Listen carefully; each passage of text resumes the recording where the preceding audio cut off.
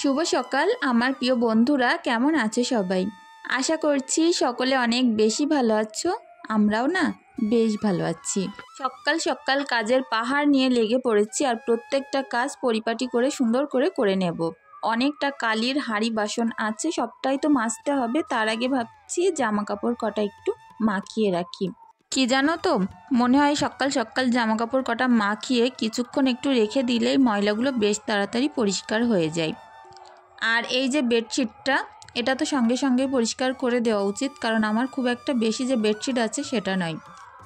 একটা তুলি 2-4 দিন রেখে দিই, আবার একটা পেতে দিই। তো সেই কারণে বেডশিট বেশিক্ষণ আমি ফেলে রাখতে পারি না। তো যাই হোক, মেয়ের কাঁথা ছিল, জামা প্যান্ট ছিল, তার সঙ্গে বেডশিটটা মাখিয়ে রাখলাম। আর এখন অনেকগুলোই বাসনপত্র আছে, এগুলোর এঁটো কাটা আগে পরিষ্কার করে নেব। আর কালির হাঁড়িকুড়ি তো একটু তো মাজতে অসুবিধা হয়, তবুও খুব সুন্দর করে ঝকঝকে করে মেজে একেবারে তলা উপরের সব নোংরাই পরিষ্কার করে ফেলবো। তো আমি একটুখানি ছাই নিয়েছি আর তার সঙ্গে নিয়েছি একটুখানি সার্ফ, একসঙ্গে মিশিয়ে আমি মেজে নিচ্ছি। আর সবটাই একটু চুপে চুপে মাজবো, কি বলো তো, একটু প্রেশার দিয়ে মাজলে বেশ চকচক করে। সকালের এই কাজগুলো কতক্ষণে শেষ করব সেইটাই ভাবছিলাম, দোকানেও যেতে হবে। তো ওই কারণে সংসারটাকে অল্প সময়ের মধ্যে পরিপাটি করে গুছিয়ে তারপরে আমি বাদবাকি কাজগুলো করব। আর তোমাদের সাথে সবটাই শেয়ার করব, প্লিজ পাশে থেকো। তো যাই হোক, হাজব্যান্ড আজকে আমাকে একটু বাজারে নিয়ে গেছিল আর আমার অনেক পছন্দের একটা জিনিস কিনে দিয়েছে, তোমাদের সাথে সেটাও শেয়ার করব। কিন্তু কি জানো তো, এত সুন্দর একটা জিনিস কিনে দেওয়ার পরেও আমার ভাগ্যে জুটলো না।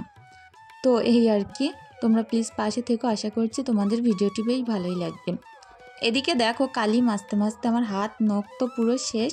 তো এরকমই হয় জানো তো, আবার কিছুক্ষণ পর একটু ডলে ধুয়ে পরিষ্কার করে নিই, ঠিক হয়ে যায়। আমরা যেহেতু গ্রাম্য বউ, তো সেই কারণে উনুনে রান্না করতে অনেকটাই ভালোবাসি। তো যাই হোক, এদিকে প্রত্যেকটা বাসন আমি পুকুরের পানিতে চুবিয়ে চুবিয়ে একটু ধুয়ে নিচ্ছিলাম, আর বেশ দারুণ চকচকে করছে। তো এখানে না কাজ করতে খুব একটা বেশি সময় লাগে না, আর কাজগুলো বেশ তাড়াতাড়ি হয়ে যায়। তো যাই হোক, প্রত্যেকটা বাসন ধুয়ে নিয়েছি। আর প্রেশার কুকারটায় কাল একটু ভাত করেছিলাম রাত্রে, তো প্রেশার কুকারটা মেজে রেখেছিলাম, মুখটার মাজা হয়নি, তো সেটাই এখন মেজে নিচ্ছি। আর এখন বেশ রোদ্দুর গায়ে লাগাও শুরু হয়েছে, তো এগুলোকে ছুটে রেখে আসবো আগে, তারপরে জামা কাপড় কটা কেচে নেব। কি জানো তো, যত সম্ভব চেষ্টা করি রোদ্দুরটা কম থাকতে থাকতেই কাজগুলো শেষ করতে। এখানে যখন টানা রোদ্দুর চলে আসে, কাজ করতে অনেক কষ্ট হয়। আর সকালের একদম ফার্স্ট সকালের যে টাইমটা, এই টাইমটায় রোদ্রের কিন্তু কোনো রকম জোর থাকে না, সবে আস্তে আস্তে রোদ্দুর ওঠা শুরু করে, আর বেশ কাজগুলো করতে ভালো লাগে। তো আমাদের পুকুরে পরপর পরপর পানি বাড়তেই আছে। ইদানিং কিছুদিন করে হলো রাত্রে করে বৃষ্টি হচ্ছে, আর টুকটুক করে পানিটা বাড়তেই আছে। বেশ ভালো লাগে বাড়ির সঙ্গে যদি এক পুকুর পানি ভর্তি পুকুর থাকে। তো আমি আগে যখন অন্য বাড়িতে থাকতাম বিয়ে হওয়ার পরে, তো তখন সেই বাড়িতে পানির অনেক কষ্ট ছিল। তো এই পুকুরটাকে কেন্দ্র করেই আমার ঘরটা করা হয়েছিল, যে এখানে আসলে আমি অন্তত পানির কষ্ট হবে না, আর সব কাজকর্ম পুকুরে করতে পারবো। কি জানো তো, ঘরে যতই কল থাক না কেন, কাচা ধোয়া করার জন্য একটু যদি পুকুর থাকে বেশ সুবিধা হয়। আর যেহেতু আমাদের গ্রামে বাড়ি, ছোটোবেলা থেকেই পুকুর খাল বিল এই সকল জিনিস দেখে বড় হয়েছি, তো এগুলো তো ভালো লাগবেই। তো এখন চলে আসলাম বিল পাড়ে, আর এখানটায় সমস্ত জামাকাপড়গুলো আমি মেলে দেব। বেডশিটটা আগে মেলে দিচ্ছি, কারণ কি জানো তো, বেডশিটটা আগে শুকিয়ে গেলে আমি একটু ভাঁজ করে তুলে নিতে পারবো, আর ওই যে অনেকটা জায়গা জুড়ে আছে বেডশিটটা, ওখানে আরও জামাকাপড় মেলতে পারবো। সারাদিনে হয়তো আমার অনেকবারই কাচা ধোয়া করতে হয়, বাচ্চা কাচ্চা ছোটো থাকলে না যা হয় আর কি, শুধু হয়তো একটাবার কাচা ধোয়া তোমাদের সাথে শেয়ার করি। কাল সন্ধ্যায় যেগুলো কাচা ধোয়া করেছিলাম এখানটাই মেলে দিয়েছিলাম, তো এগুলোকে আমি এখন সুন্দর করে তুলে ঘরে নিয়ে যাব আর ভাঁজ করে ফেলবো। আর আজকের ভিডিওর মাঝে হয়তো প্রচুর ভয়েস আসতে পারে, তো তার জন্য একটু ক্ষমা চেয়ে নিচ্ছি।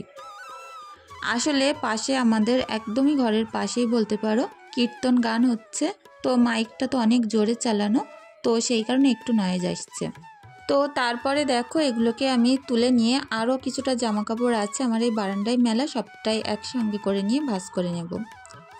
আর এই যে জায়গাটা সকাল সকাল যে কত দারুণ লাগে কি বলবো, এখানে বসে মনে হয় 1 কাপ চা খাই, একটু বসে থাকি, মনটা পুরো শীতিয়ে যায়। আর এই বড় একটা বোতল পুরো 2 লিটার পানি ধরেতে। তো এরকম বোতল আমি 2টো করে ভরে রাখি, চেষ্টা করি সন্ধ্যার মধ্যে খেয়ে নিতে। আর শেষ হয়ে গেলে আরও 1 বোতল পানি আমি ভরে নিই। আবার যত সম্ভব চেষ্টা করি মিনিমাম 4 লিটার 4.5 লিটার করে দিন পানি খাওয়ার জন্য। আর তারপরে দেখো এখন একটুখানি খাটটাটগুলো গুছিয়ে নিতে চলে এসেছি। কি জানো তো, যারা বেশিরভাগ টাইম ডায়েট করে থাকে কিংবা ব্যায়াম, যোগা এই সকল জিনিস করে থাকে, পানিটা কিন্তু প্রচুর পরিমাণে দরকার। পানি কম খেলে এগুলো কখনোই করা সম্ভব না। তো আমি চেষ্টা করি সবসময় পানিটা বেশি খাওয়ার জন্য।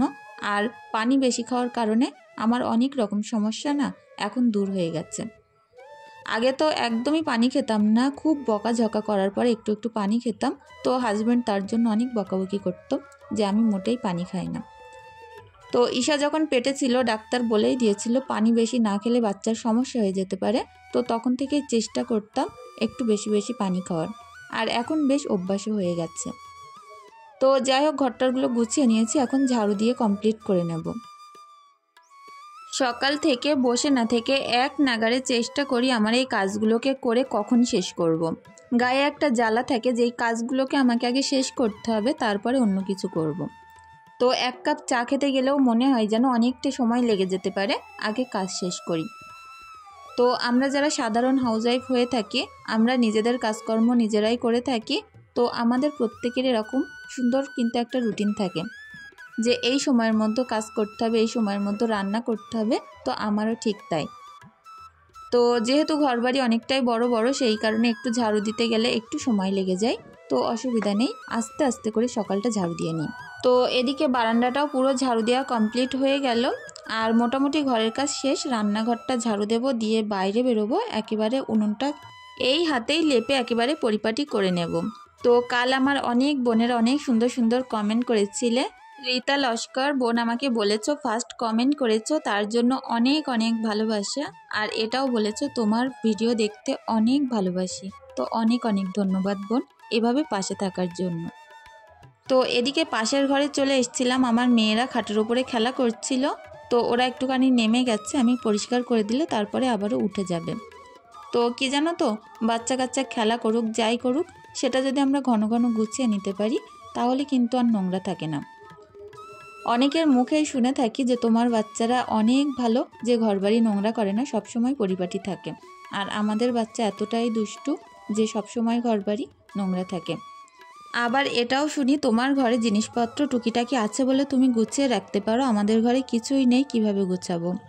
তো এটা কিন্তু পুরোপুরি ভুল কথা। যার ভেতরে ঘরবাড়ি পরিপাটি এবং গুছিয়ে রাখার শখ থাকবে বিন্দুমাত্র, তার ঘরবাড়ি কিন্তু যাই থাক না কেন, সেটা কম জিনিসপত্র হোক বেশি জিনিসপত্র হোক, সেটাতেই পরিষ্কার পরিচ্ছন্ন থাকে। তো বাচ্চা কাচ্চা কিন্তু সবার বাড়িতে একই রকমই নোংরা করে, শুধু কি জানো তো, শুধু গুছিয়ে রাখার কাছে ঘরবাড়ি পরিপাটি থাকে। তো আমি হয়তো সবসময় গুছিয়ে রাখি বলে ঘরবাড়ি পরিপাটি থাকে, যে সারা দিন হুড়ালো একবার গুছিয়ে নিলাম ব্যাস থাক, তারপরে যা পারে করুক। এইভাবে থাকলে কিন্তু ঘরবাড়ি নোংরাই থাকে। তো এই আর কি, ঘরবাড়ি পরিপাটির জন্য বিশেষ কোনো টাকা পয়সার দরকার পড়ে না, যেটুকুই থাকে তাই দিয়ে গুছিয়ে রাখলেই হয়।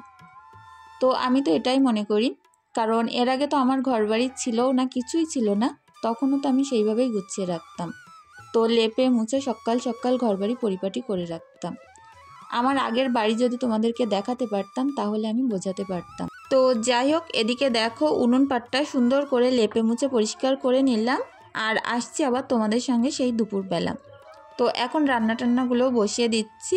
আর এদিকে একটুখানি আমি শিক চিন্দে কেটেছি, আর এটাকে অনেকে আবার কুশিও বলে থাকে, লম্বা লম্বা টাইপের হয়, খেতে বেশ ভালো লাগে, বিশেষ করে রুটি দিয়ে খেতে আরও ভালো লাগে। কাল আমার এক বোন জ্যোৎস্না বোন বলেছিলে সকালবেলা 2টো রুটি করে নিলেই পারো। তো কি জানো তো, কিছু কিছু দিন রুটি করারও সময় থাকে না। শুধু যদি ঘরের কাজ থাকে একরকম, বাইরে গিয়ে দোকানে গিয়ে আবার কাজ করতে হবে, সেখানটা পরিষ্কার পরিপাটি করে দোকান খোলা, তো অনেকটাই চাপের ব্যাপার থাকে। তো সকালবেলা করে ঘরের কাজ শেষ করতে না করতেই দোকানটা পরিপাটি করতে হয়। তো ওই কারণে আর হয়ে ওঠে না, তবে যেদিন বেশি সময় থাকে সেদিন করে নিই। কাল আমার আরও অনেক বোনেরা কমেন্ট করেছিলে, তো চলো সেই সকল বোনেদের নাম নিয়ে নেওয়া যাক। Inspiration quotes of human life. তো তাকেও জানাই অনেক অনেক ভালোবাসা, অনেক সুন্দর একটা কমেন্ট করার জন্য। New family blog, Nazneen blog, Phulmoni, Halima Khatun, বড় লোভী, Rajbanshi blog, Sulekha Khatun, Rima Khatun, Amir SK, Jyotsna Karigar, Ruma blogs, Sabina, Isa mom dream. তো আমার এই সকল বোনদেরকে জানাই অনেক অনেক ভালোবাসা, সকলে অনেক ভালো থেকো। তো ওদিকে চিচিন্দে ভাজাটা আমি করে নিলাম, আর ওই কড়াই তেল দিয়ে একটু পেঁয়াজটা ভাজা করে নিচ্ছি। আর এবার করব চিংড়ি মাছ দিয়ে ঝিঙের একটা সবজি। তো এই সবজিটাও অনেক বেশি মজার হয়েছিল। কি জানো তো, বাগদা মাছ দিয়ে যেই সবজি করা হোক না কেন আলাদা রকম একটা স্বাদ আসে। তো এর মধ্যে একটুখানি আদা রসুন বাটা দিয়ে দিলাম, এটাকে একটু ভাজা ভাজা করে নিয়ে চিংড়ি মাছ কটা দিয়ে দেব। তো আজকে খুব একটা বেশি নেই, অল্প কটাই আছে। তো হাজব্যান্ড যেহেতু খাবে না, এই কটাই আমাদের হয়ে যাবে। আর দুটো ডিম সিদ্ধ বসিয়েছি, তো মেয়েদেরকে দেব। তো এদিকে চিংড়ি মাছটা একটু আলতো হাতে ভাজা ভাজা করে নিলাম, তারপরে নুন, হলুদ, লঙ্কার গুঁড়ো এগুলোকে অ্যাড করে দিয়ে সুন্দর করে মাছগুলোকে একটু ভাজা ভাজা করে নেব। তো এগুলো ভাজা হয়ে গেলে এর মধ্যে সবজিটা তুলে দেব। তো এখন ঝিঙে, আলু সবটাই তুলে দিলাম, দিয়ে একটু কষিয়ে নেব। তো তারপরে একটু কষানো পানিও দেব। তো এই সবজিটা যেহেতু অনেক পানীয় সবজি, অনেকটাই পানি বার হয়, তো সেই কারণে কষানো পানি একটু কমই দেব। আর এটা না রান্না করতে খুব একটা বেশি সময় লাগে না, একদম তাড়াতাড়ি হয়ে যায়। তো সেই কারণে আর কি কষানো পানি একদম একটুখানি দিলাম। আর এটা প্রায় 10 মিনিট মতো ঢাকা দিয়ে রেখেছিলাম। আর তোলার পরে দেখো এরকম সুন্দর হয়েছে। আলুও যেমন সুন্দর গলে গেছে, আর ঝিঙেগুলোর তো চিহ্নই পাওয়া যাচ্ছিল না। তো এবার এই সবজিটায় ঝোল দিয়ে দেব। আর ঝোলও খুব একটা বেশি দেব না, নাও পাতলা নাও ঘন। তো এইভাবেই নামিয়ে নেব। আর এত মজার হয়েছিল কি বলবো, মনে হচ্ছিল যেন চিনি দেওয়া, একটু মিষ্টি মিষ্টি স্বাদের। তো ঝিঙে যদি প্রচুর জালি হয় একটু কিন্তু মিষ্টি মিষ্টি স্বাদের হয়। আর লাস্টে দিয়েছিলাম ম্যাগি মশলা, তো এটা দিলে তো এর ফ্লেভারটা দারুণ চলে আসে। তো ওদিকে ভাত ফুটে গেছে, ভাতটা নামিয়ে নেব, সবজিটাও নামিয়ে নিলাম। আর সেই দেখা হচ্ছে তোমাদের সঙ্গে সন্ধ্যাবেলা। তো আমার অনেক বোনেরা জিজ্ঞাসা করেছো যে আমি হেয়ার কেয়ারটা কিভাবে করি, আমার হেয়ার কেয়ার রুটিনটা শেয়ার করতে। এক্সট্রেক্স ক্যানভো হেয়ার সিরাম, আর এটা হচ্ছে এক্সট্রেক্স ক্যানভোর একটা শ্যাম্পু, আর তার আগেরটা হচ্ছে কন্ডিশনার। এই 3টে জিনিস দিয়েই আমি চুলের যত্ন নিই। তো এই 3টে জিনিস যে ব্যবহার করবে নিশ্চয়ই বুঝতে পারবে তার চুলে কতটা তফাৎ হয়েছে। যাদের আসলে চুলে স্মুথনিং করা আবার ক্যারাটিন করা তাদের পক্ষে তো অনেক ভালো, আবার যাদের কিছু করা নেই নর্মাল চুল তাদের পক্ষেও খুব ভালো। তো প্রথমে শ্যাম্পুটা করে নিয়ে একটু কন্ডিশনার করে নিতে হবে। আর চুলটা যখন একদম ভিজে থাকবে না, একটু হালকা হালকা ভিজে থাকবে, মোটামুটি 70% মতো শুকিয়ে যাবে, তখন না সিরামটা ইউজ করতে হবে। তো সিরামটা ইউজ করার পরে বুঝতে পারবে চুলের কতটা সুন্দর তফাৎ তোমরা দেখতে পাবে। তো এরকম সুন্দর সিল্কি থাকবে, আর তার সঙ্গে চুলগুলো একদম জড়াবে না। তো আমি তো এই 3টে প্রোডাক্ট ইউজ করে আমার চুলের অনেক সুন্দর রেজাল্ট পেয়েছি, কারণ আমার চুল না অনেকটাই হালকা, বিশেষ করে ওপরের দিকটা বেশ হালকা। তো যাই হোক, দেখো কতটা সুন্দর হয়ে গেছে। আর এই 3টে জিনিস তোমরা কিনতে চাও তো ফ্লিপকার্টে অবশ্যই পেয়ে যাবে, এক্সট্রেক্স ক্যানভো। তো 3টে একসঙ্গে নিলে 1200 টাকা মতো পড়বে, আর এটা মিনিমাম 2 মাস তোমাদের ভালোভাবে হয়ে যাবে। তো আমার যেহেতু চুলের ট্রিটমেন্ট করানো আছে, প্রচণ্ড পরিমাণে চুল ঝরতো, তো সেই কারণে ক্যারাটিন আর স্মুথনিং করা, তো সেই কারণে আমি এই জিনিসগুলো ব্যবহার করি। আর এতে কিন্তু কেমিক্যাল নেই বললেই চলে। তো এদিকে দেখো চুলটা এখন সুন্দর করে বেঁধে নিয়েছি, আর কত সুন্দর বাউন্স করছে। তো এই হলো এটার তফাৎ। তো অন্য শ্যাম্পু করলে এমন সুন্দর বাউন্স তোমরা দেখতে পাবে না। তোমরা যদি নিতে চাও ফ্লিপকার্টে গিয়ে সার্চ করো এক্সট্রেক্স ক্যানভো, তো পুরো সবগুলো প্রোডাক্টই একসঙ্গে পেয়ে যাবে, আবার একটা একটা করেও নিতে পারো। তো এই আর কি আমার হেয়ার কেয়ারের একটা সুন্দর রুটিন তোমাদের সাথে শেয়ার করলাম। আর এই শ্যাম্পুটা আমি 2 দিন বাদে বাদে ব্যবহার করি। তো এখন একটু গুছিয়েছি বাজারে যাব বলে। তো এখন যাচ্ছি একটুখানি ব্যাংকে, তার মানে এটিএম কার্ডে একটু সমস্যা হচ্ছে, তো সেই কারণে যাব ঠিক করতে। আর ঈশা আর সিমরানকে রেখে যাব ওর পাপার কাছে। তো যাই হোক বন্ধুরা, প্লিজ ভিডিওটি জুড়ে পাশে থেকো, আশা করছি তোমাদের ভালোই লাগবে। তো ব্যাংকের কিছু প্রবলেম ছিল, সেগুলো অনলাইন থেকে ঠিক করে আনলাম। আর এদিকে হাজব্যান্ডকেও সাথে করে নিয়ে গেছিলাম, আর আমার 2 মেয়ে আমার মায়ের কাছে ছিল। তো এখন এই যে খাবার টাবারগুলো হাজব্যান্ড এনে দিয়েছে, এগুলো জায়গা মতো গুছিয়ে রাখবো। আর আমার সবথেকে প্রিয় পছন্দের একটা জিনিস এনেছে, যেটা আমি খেতেই পারিনি ভালো করে। তো মোমো এনে দিয়েছিল আজকে আমার জন্য। তো আমি বলেছিলাম চিকেন মোমো আনতে, তো আমার হাজব্যান্ড বুঝতে পারিনি, দেখছি ভেজ মোমো এনে দিয়েছে। তো এর সঙ্গে দুটো একটা ফলও এনেছিল ঈশার জন্য। তো এগুলো আমি জায়গা মতো সুন্দর করে গুছিয়ে রাখবো। এদিকে কারেন্ট নেই, মোমবাতির আলো আর তার সঙ্গে ছোট্ট একটা লাইট জ্বলছে। তো মোমোগুলো ঢালার সঙ্গে সঙ্গে ঈশা একটা, সিমরান একটা, এই করে নিতে নিতে আর আমার না দুটো পড়ে আছে। তো যাই হোক, আমার মতো আমার বাচ্চারাও মোমো খেতে অনেকটাই ভালোবাসে।